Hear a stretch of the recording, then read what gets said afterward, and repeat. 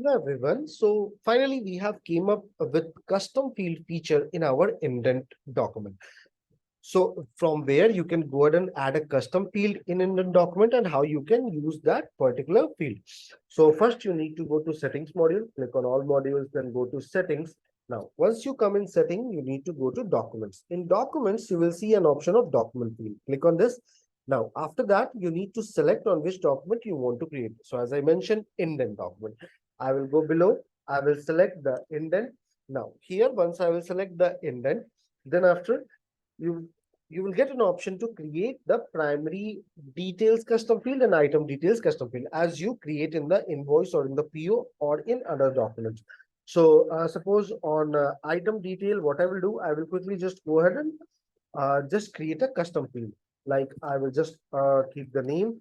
The name will be company. Now go below, or I can keep it in the required form. Go below, that will be text numeric. I can select default, I can select mandatory, show counterparty. Then after click on save. Once I clicked on save, now I can fetch this particular custom field in my PO as well. Let me show you how. So you need to go ahead and select the purchase order. After going in purchase order, item details. Here you need to click on add field. Go below. You need to click on fetch from. Please check. Here I selected required for.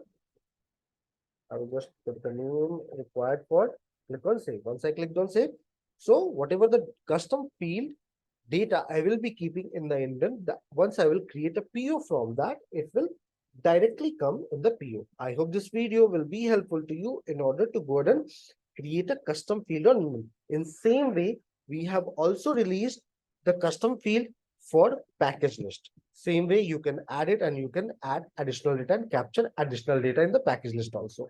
Have a good day ahead.